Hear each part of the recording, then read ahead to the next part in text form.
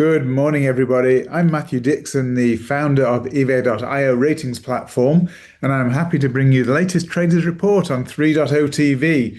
So we have had an amazing weekend. We've had Bitcoin reaching a new, basically near a new all-time market cap. I think it's well over, I think it's about $2.4 trillion now. Market cap of Bitcoin, the whole crypto market as a whole has reached a new all-time market cap high of over $4 trillion. So actually Bitcoin makes up more than half of that.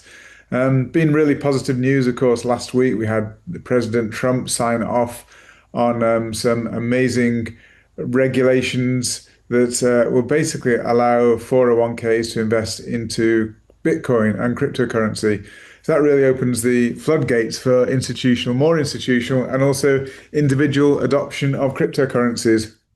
If everybody can include it in their 401ks, in their pension, retirement pots, this is going to be, really, really positive, potentially for crypto. But crypto is still somewhat captive to the wider macroeconomic climate at the moment. That's actually looking reasonably good, but we are seeing some signs of potential slowdown. But let's just dive in first of all. We'll look at Ethereum right now. So Ethereum's had an absolutely amazing run, but I do want to focus on a current potential flashing warning signal that we have. So we have been talking about Bitcoin, Ethereum, and a whole load of cryptos pushing higher in this really bullish market at the moment. This is what we expected. We had a corrective phase, and we're now in the impulsive phase to the upside. So all this is basically impulsive movement. There's no overlap here. Even this movement down here did not overlap this movement up here, etc. So this is clear impulsive movement to the upside. The impulsive movement is the direction of the trend, and the trend is clearly higher. But I'm saying there's some warning signs round about. This is the all-time high, by the way, up here for Ethereum. So we're not there, we're not yet there, and that's going to be some serious resistance to take out. We do currently have regular bearish divergence. This is a situation where we have higher highs on price, lower highs on RSI, and basically what it means is this strong advance in prices is not supported by volume really, and so there's potential for with regular bearish divergence for a rapid turnaround in price to the downside. But I never take this signal seriously until I see a confirmation, normally a candlestick confirmation, that we're getting a reversal. We don't have that yet. We're still pushing up with solid green impulsive candles to the upside. So as far as I'm concerned, we don't yet have confirmation of regular bearish divergence, but we have it in place. And I'm just saying it's a warning. So we need to be watching out for a potential turnaround that could come reasonably soon.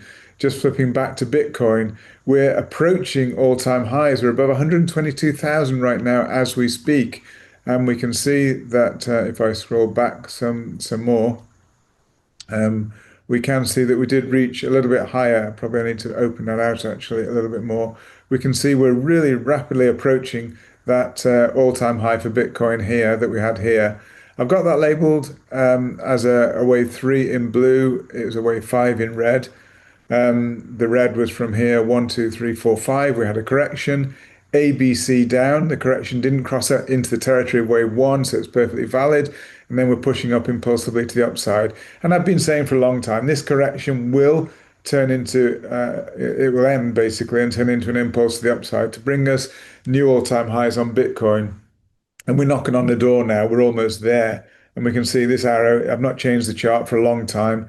I expect the arrow higher. The next resistance overhead will be around that 126,000 area. We could blast straight through there, but that is going to be some serious overhead resistance that we need to take out. So let's check on that. XRP actually had a bit of a knock over the weekend, I think. There was some news that BlackRock hadn't yet applied for the ETF, the XRP ETF. So that gave it a slight knock, but actually I still think that XRP is one of those that sometimes hangs about a little bit and then all of a sudden it will just take off. We do really appear to have had a corrective move from this high, a little bit like Bitcoin. We've got some kind of, I think it's a WXY correction to the downside, which is what's called a double correction. It's a 3-3-3 correction. So 3 with an X wave, 3, and then 3 waves down again to finish the Y wave. And now we're moving again impulsively to the upside. The movement down here was a correction if I go to a shorter time frame. we'll see that. I'll just shrink it a little bit. So we've had this correction down here from this high over here. We had a correction WXY down. So just open it out so you can see. So we've had a move up. I'm hoping it's in the form of a 1, 2, 3, 4, 5. If that's the case, then we would expect then a correction and further movement to the upside. So I'm still really bullish the markets for the time being. And I'm really bullish XRP, even though we had that little bit of not so good fundamental news. Because we had this correction WXY, it didn't cross into the territory of wave one. So I'm still bullish. I'm still saying we're in impulse higher. I think we'll soon take out this local high here of $3.60 something. $3, 30, 36, 37, somewhere around there. So I think we'll soon take out that and push up to the upside. I think we'll soon actually take out this high over here, the $3 that I was talking about, the all-time high 369. We'll take that out, and the next target to the upside probably 392, and maybe even far beyond. Just depends on what extensions we see on XRP. JASM has been one that I often talk about. I was expecting an impulsive movement to the upside. We've done really well. We've had from the low point, which was an ABC down correction, we have had what I think is a wave one made up of 5 waves itself. We've had an ABC correction down for wave two, and then we're pushing up impulsively in wave three. I always expect wave three to be a minimum 1.618 times wave one, and we've already surpassed that. So I'm really encouraged here. And JASM is actually quite a volatile asset. It could actually extend quite a lot higher. The 2.618 is here, but overall, I actually expected to take out this previous local high here of 2.3 cents, somewhere around there. I think it was anyway, over 2 cents over here. I'm expecting it to well surpass that. And actually, if I just scroll out a little bit, we'll see where my targets are, my immediate targets. Now, this is just a minimum target. We can get way more than this, but I measured basically this wave here, transposed the bottom of this wave, and the target it gave me was 2.3 cents here. That's a minimum target. That's just if it's just an ABC corrective move to the upside, that would be a minimum. It could actually be an impulsive move and turn out to be 1, 2, 3, and that would take us then much, much higher for JASM. So I'm quite encouraged there. There's a load more I wanted to cover, but we'll need to skip through reasonably quickly. We see here that dollar index is pushing down again. I did say that I actually believe that now things have turned around economically for the US. And when I say they've turned around, we're looking at lower interest rates coming next month, in the month of September at the next Fed meeting.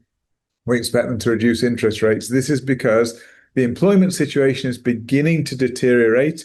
Inflation is beginning to reduce. It's actually now giving room for the Fed to reduce interest rates.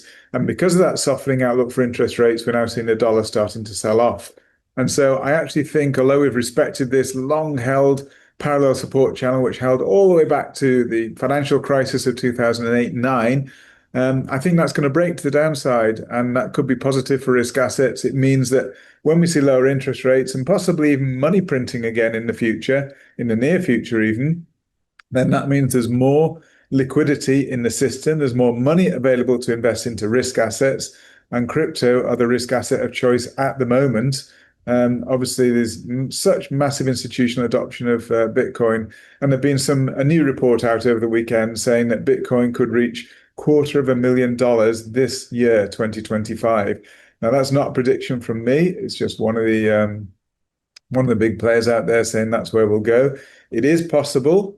But from me, from a trader's perspective, I've been trading 40 years, a very experienced trader. I like to take things one step at a time. So I don't like to make long-term future predictions. I like to just take it one step at a time. At the moment, we're in this bullish phase. I've been saying this for some time now, that the movement down was just corrective. We're expecting new bullishness to push a lot of cryptos to the upside. And that's precisely what's happening.